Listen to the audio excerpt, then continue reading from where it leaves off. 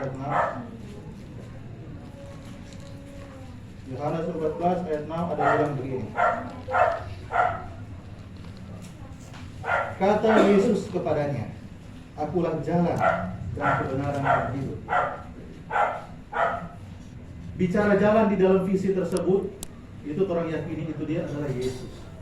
Yesus yang menetapkan orang ke jalan kehidupan. Apakah itu dia mau mulus atau mau bergoncang orang ke kehidupan? Itu penjelasan yang pertama yang hikmat Tuhan jelaskan lewat kebenaran firman Tuhan. Bahwa jalan itu dia bicara penentuan Tuhan, penetapan Tuhan dalam terang kehidupan. Kapan orang melewati jalan yang mulus, kapan orang harus melewati itu jalan masuk utang itu dia. Padahal ujung-ujungnya itu dia mungkin awal-awal siksa, tetapi ujung-ujungnya itu orang dapat ulang di jalan yang mulus itu. Ini satu hal yang pertama. Kemudian pengertian yang kedua adalah bagaimana orang merespon hati. Sekali lagi, bagaimana orang merespon hati ketika firman Tuhan mengatakan memang orang boleh menetapkan orang memikirkan orang keinginan hati, orang rencana hidup. Tetapi ketika Tuhan merubah itu semua, apakah orang terima atau bagaimana orang bersikap? Apakah orang mau bilang Tuhan ini tidak fair? Apakah orang mau bilang begitu? Memang sebenarnya bisa orang bilang, tetapi apakah orang mau bilang begitu? Orang menyalahkan Tuhan. Padahal itu dia orang tahu Tuhan yang pesan kendali. Jadi Bapak Ibu, kalau memang orang tahu kalau memang Tuhan yang menentukan jalan, kalau memang Tuhan yang menentukan jalan, bagaimana orang harus berjalan di jalan itu? Ketika orang di jalan yang mulus maupun di jalan yang berbatu. Yohanes 14 ayat 6 ada bilang tadi bahwa Yesuslah jalan kebenaran dan hidup. Yesus itu bukan cuma sekedar penunjuk jalan. Yesus itu bukan cuma sekedar mau tunjuk-tunjuk jalan ikut kiri ikut kanan, no. Tetapi Yesus itu dia sendiri adalah jalan. Jadi orang mau pilih mana?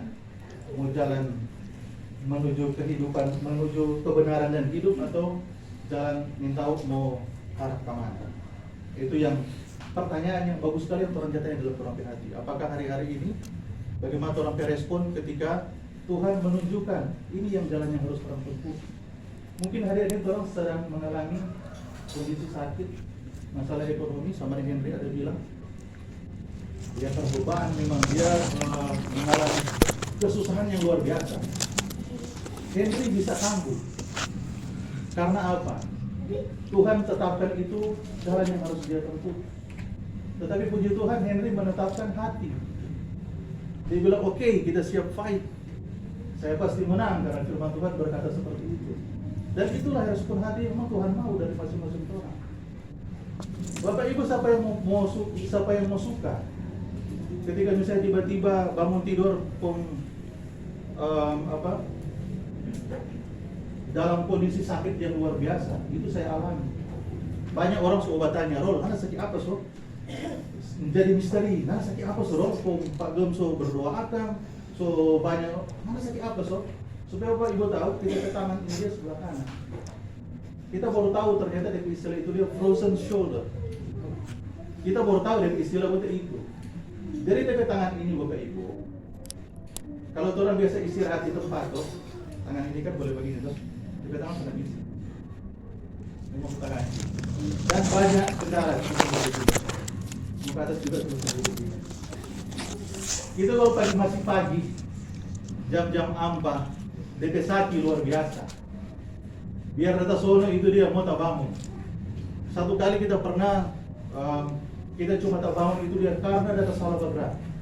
Memang rasa-rasa di tangan ini kita semua lepas, semua tarik semua lepas kalau boleh dah.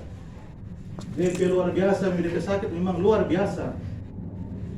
Supaya Bapak Ibu kita ini bukan nyanak mencari perhatian. Oh, kita nyanak mau minta-minta itu Tetapi ini saya mau saksikan kepada Bapak Ibu sekalian. Tiap hari Bapak Ibu, ini kita tangan ini, itu pasti ngilu. 1 kali 24 jam. Puji Tuhan kalau dia nggak sakit. Puji Tuhan. Kram itu pasti ada. Bayangkan satu hari beraktivitas kulit tangan kram sebelah kanan. Kalau mau suka merasa, coba kalau misalnya di rumah kong tekan tuh di ketiak, kong tiba-tiba kan aliran darah lupa terasa terhenti toh. Kan gitu loh kira-kira dia rasa. Belum lagi ketika tuh DP bulan-bulan pertama, itu tak goyang do sadiki itu tangan. Aduh, memang rasa-rasa tuh tangan itu dia mau, kalau boleh kita mau lepas di tangan ini dia. Dia sakit luar biasa sampai jadinya di kepala. Dan saya tiap hari itu Bapak Ibu, ini sekedar kesaksian kepada Bapak Ibu sekalian. Kita itu selalu kurang tidur. Karena biar tasono bagus leh. Mar ketika itu tangan sudah mulai sakit, dia mulai nyut-nyut. Biar mau paksa mau tidur model bagaimana, mau baplaka. Tanya pada istri, dia saksikan tiap hari. Mau tidur baplaka begini, nggak bisa, tetapi itu pasti mesti berdiri untuk duduk. Karena dengan begitu itu aliran darah dan baru dia tak pompa bagus di tangan.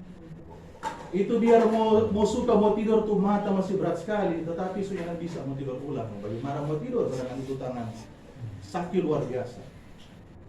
Itu hari-hari yang saya harus hadapi. Waktu bulan-bulan pertama kong ikut pelayanan pergi di Tamblang. Aduh, memang mau bilang apa? Apalagi duduk di belakang tuh biasa duduk di belakang kong Jawa Tongka. Memang tuh tangan rasa-rasa rupa, oh Tuhan. Kong dia tiba-tiba tuh tuh dia harap-harap dia mau belok, mau miring kaki itu saya ancang-ancang toh. Kong ternyata di takak kanan, kong tangan tuh jatah. Aduh. Dia coba tak cucu begitu. Pernah dengan, nah ini kan tuh bukan salah driver, salah dia jalan gitu.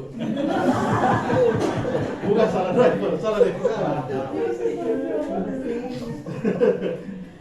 Driver tidak salah dalam hal ini.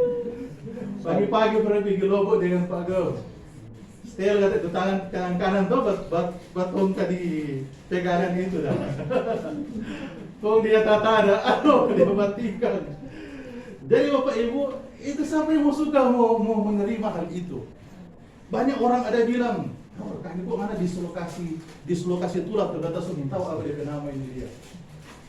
Tetapi apa yang harus saya lakukan? Bagaimana kondisi hati? Terpaksa kita mesti terima dengan sukacita karena kita tahu pasti ada satu maksud Tuhan yang Tuhan mau ajar ke kita. Dan itu yang kita pegang teguh sampai sekarang. Cuma itu kita pegang kekuatan. Sampai sekarang pun tepe tangan dia ngilu.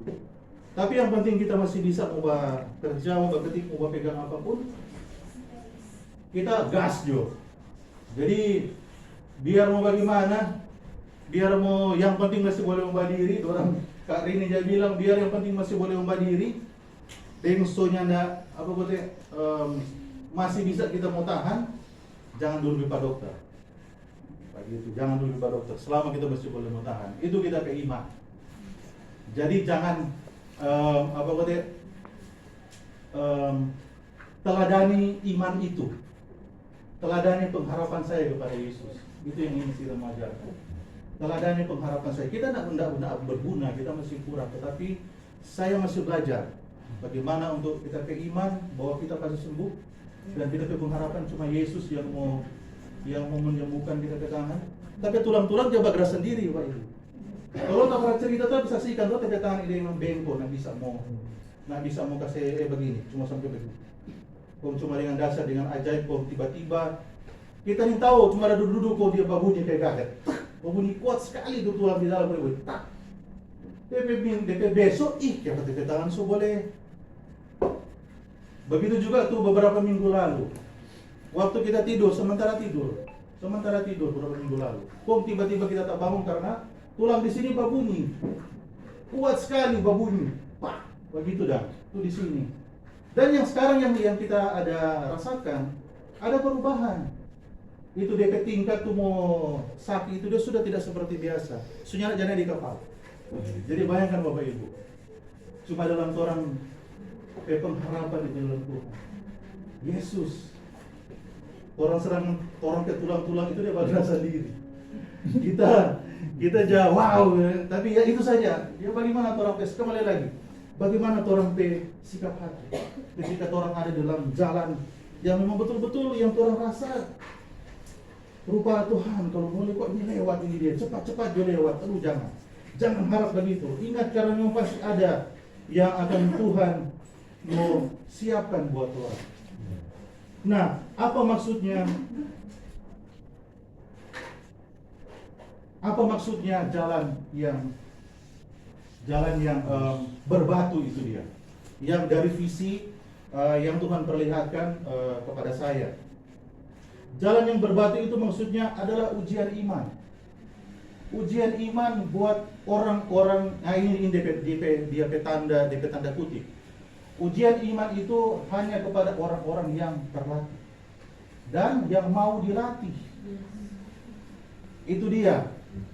Itu DP klasifikasi yang pertama itu dia. Jadi itu orang yang ada ikut di, saya bilang tadi ada 2 mobil toh. 2 mobil yang lewat di jalan apa kok jalan yang berbatu itu kan. Nah, jalan yang pertama ini, kendaraan yang pertama itu klasifikasi orang-orang yang memang akan dilatih Tuhan.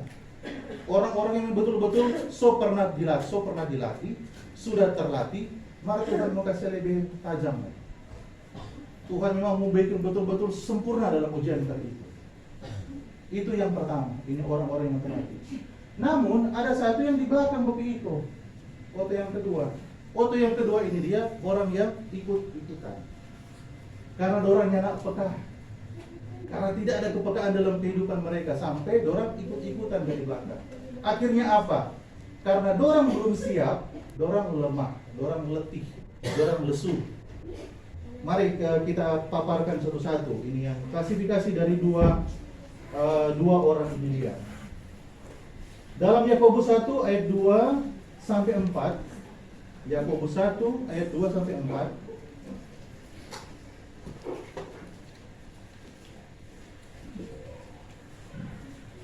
Yakobus 1 ayat 2 sampai 4. Ada bilang begini. Saudara-saudaraku, anggaplah sebagai suatu kebahagiaan apabila kamu jatuh ke dalam berbagai-bagai pencobaan, sebab kamu tahu bahwa ujian terhadap imanmu itu menghasilkan ketekunan. Dan biarlah ketekunan itu memperoleh buah yang matang, supaya kamu menjadi sempurna dan utuh dan tak kekurangan suatu apapun. Jadi jalan yang berbatu itu adalah ujian iman buat orang semua. Dan Alkitab berkata, anggaplah sebagai suatu kebahagiaan. Kalau misalnya orang ditimpa dalam tanda kutip kalau orang itu dia melalui jalan-jalan yang memang nyaman dalam kehidupan. Mau dia sakit penyakit, masalah ekonomi, anggaplah itu sebagai sebuah, Henry bilang, jadikan itu sebagai sebuah ujian, dan memang harus begitu. Dan orang jangan cuma berhenti sampai di level yang penting gua lulus ujian, yang penting naik tingkat. Jangan sampai begitu. Orang harus sampai serupa dengan Kristus. Jangan cuma sampai yang penting gua lulus ujian. Karena kalau lulus ujian, mau ada lagi DP kedua, DP tahap kedua, DP tahap ketiga. Tetapi ketika orang menjadi serupa dengan Kristus, dia muka 2, ketiga, mana-mana juga Tuhan. Karena Tuhan seperti beberapa kali Tuhan selalu menolong, saya selalu mampu melewati, pasti. Yang kedua, ketiga, dan seterusnya, orang juga pasti mampu mau melewati. Kemudian di Roma 8 ayat 28 sampai 29, ini ayat-ayat pendukung saja bahwa jalan yang berbatu itu adalah ujian iman yang harus di mana orang menetapkan hati, orang merespon itu dia supaya benar bahwa segala sesuatu itu dapat dipakai Tuhan untuk mau membentuk orang menjadi serupa dengan Kristus, mendatangkan kebaikan. Di Roma 8 ayat 28 sampai 29. Kemudian ada juga, nanti kita bagi Bapak Ibu, kalau saya lupa terlalu cepat, nanti saya bagi untuk firman ini. Kemudian ada juga di Ibrani 5 ayat 8. Sedangkan Yesus sendiri taat. Ibrani 5 ayat 8. Ibrani 5 ayat 8 ada bilang begini. Dan sekalipun ia adalah anak, ia telah belajar menjadi taat dari apa yang telah dideritanya. Bagaimana orang? Apa kabar orang? Apakah orang taat ketika misalnya Tuhan tentukan orang di kehidupan lagi dalam masa sukar, lagi dalam pencobaan, dia tuh hati suka iris-iris, marah bahagia jo. Baca alam jo, yang penting kita tahu Tuhan selalu menolong. Dan itu tidak pernah melampaui orang kekuatan. Jadi yang orang-orang yang memang so ditentukan oleh Tuhan, ditetapkan oleh Tuhan untuk mengikuti ujian itu berarti Tuhan so tahu orang kapasitas sampai sejauh mana. Tuhan tahu bahwa orang mampu melewati. Tuhan tahu bahwa orang itu dia ketika ada masalah, orang akan mau lihat ke kiri dan ke kanan, dia nak mau pusing dengan itu medan yang orang ada lewati. Mau dia batu ke terjal ke tuh auto mau rupa rasa-rasa rupa mau tago balik. Tetapi yang dia pandang cuma satu, Yesus. Itu saja. Satu ketika Bapak Ibu, izinkan kita juga kasih kesaksian. Siapa mau kerja 10 bulan punya gaji?